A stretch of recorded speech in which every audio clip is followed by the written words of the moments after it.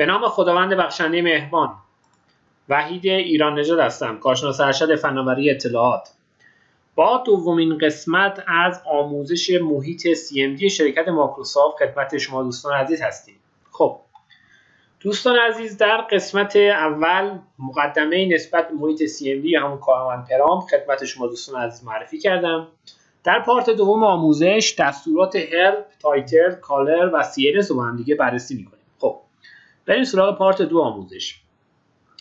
قبل از اینکه پارت دو آموزش رو شروع کنم، یه قسمت که از پارت اول جا موند، ببینید شما اگر در استارت CMD رو تایپ کنید، روی CMD کلیک راست کنید، یه گزینه به اسم ران از ادمنستریتور دارید. ببینید شما دستورات رو که میخواید توی محیط CMD همون کامند پرام اجرا کنید، باید کاربری که این دستور رو روی این سیستم ران میکنه و اجرا میکنه روی سیستم دسترسی ادمین داشته باشه.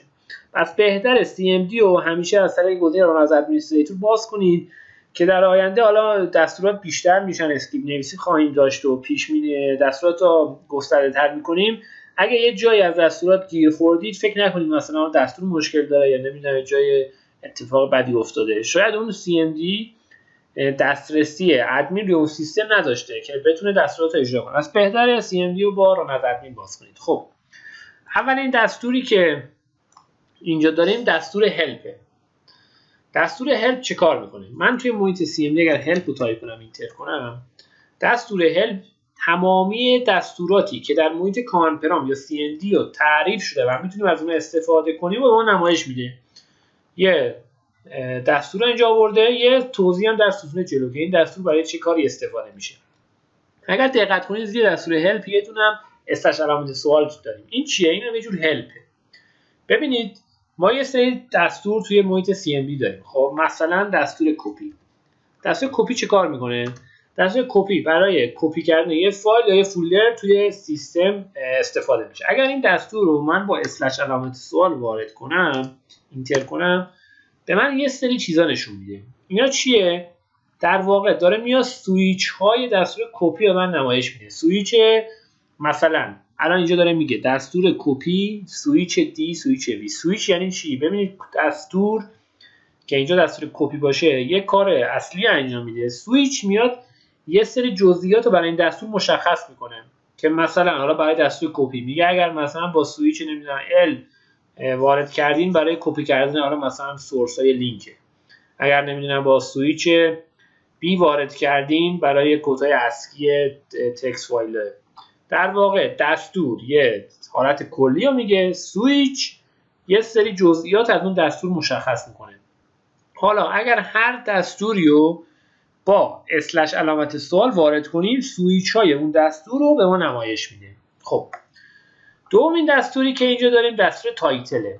دستور تایتل چیه؟ ببینید بالا دقت کنید، ادمنستریتور دو نقطه کامند پرام. من اگه اون کامند پرام رو عوض کنم از این دستور استفاده میکنم. مینویسم تایتل فاصله آیتی پرو، اینتر میکنم. میبینید که تایتل کامند پرامپت من شد آیتی پرو. پس دستور تایتل برای عوض کردن این تایتل بالا. خب انتخاب متن از CMD بارها اتفاق افتاده شما میخواین چیکار کنید؟ یه قسمتی از محیط کامند پرامپتتون رو کپی بگیرید. چجوری باید کپی کنید؟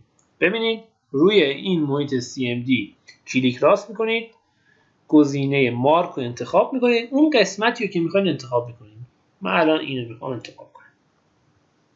حالا برای کپی کردن این وقتی مارک شد دو تا راه حل وجود داره، یا دوباره کلیک راست کنید یا اینتر کیبورد رو بزنید. من کلیک راست میکنم، این الان در کلیپبورد من کپی شد. حالا هر جایی که من بخوام میتونم این دستور کپی شده رو پیست کنم. ببینید که دستور پیست شد. اینم برای مارک کردن و کپی کردن از محیط CMD. خب پروپرتیز در محیط CMD. ببین اگر روی نوار بالا من کلیک راست کنم، پروپرتیز رو بزنم، شما یه سری تنظیمات اینجا دارید. اول از همه این همون کرسر منه، همون این خط تیره که این داره چشمک میزنه. اینجا میگه که من سایزش رو میتونم اسمال، مدیوم یا لارج کنم. این لارجش میکنم، الان کرسر من لارج شد. دیگه گزینه‌ای که اینجا به کارتون میاد قسمت فونت. اینجا میتونید فونت ها رو کوچیک و بزرگ کنید. الان من 8 12 مثلا 16 12 ش میمونه، بزرگتر میشه. اینجا میتونید فونت رو تغییر بدین.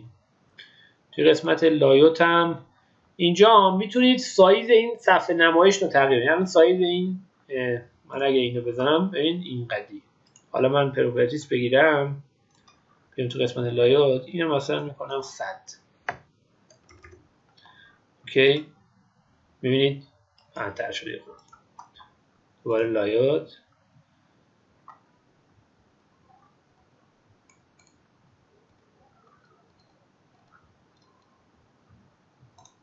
این سایز کوچیک‌تر شد. خب حالا توی تب بعدی کالرز ما میتونیم رنگ‌ها رو مشخص کنیم، رنگ نوشته‌هایی که اینجا داریم. اینو بهتره با دستور انجام بدیم. ببینید حالا من اگه اینجا دستور کالر رو وارد کنم، خب من میخوام ببینم این دستور کالر چه سویچایی داره. اینو با استاشمسوال وارد میکنم. ببین گفته به من، گفته رنگ بلک 0، رنگ بلو 1، رنگ گرین 2. خب حالا من مثلا میخوام رنگ نوشته‌هامو سبز کنم، نویسم کالر 2. ببین که رنگ نوشته‌هام سبز شد. حالا میخوام پرسپولیسیش کنم، می نویسم کالر 4، قرمز شد. دقت کردیم؟ تمامیه. حالا رنگا رو اینجا داریم، گری و نمیدونم. حالا بچه‌ها ناراحت بشن بلو هم بزنیم. بچه‌های استقلال کالر بلو چنده 1. این نوشته ها آبی شد. کالر 7 دوباره سفیدش کنم. پس دستور کالرم برای تغییر رنگ نوشته های محیط کامند پرامپت. آخرین دستوری که در این پارت بررسی می‌کنیم دستور CLS. دستور CLS چیکار می‌کنه؟ این محیط رو در واقع این بافر قبل و تمامی رو پاک می‌کنه. CLS ببینید محیط رو CLS کرد، کلینش کرد و تمام دستورات قبلی رو از محیط کامند پرامپت حذف کرد. خب در اینجا پارت دوم آموزش به پایان میرسه. در این پارت آموزش 4 دستور رو که دستورات مقدماتی محیط کامند پرامپت بودن رو بررسی کردیم. تمامی دوستان آیتی پروی عزیز رو به خداوند متعال میسپارم تا با پارت بعدی آموزش محیط کامند پرامپت در خدمت شما دوستان عزیز باشم. خدا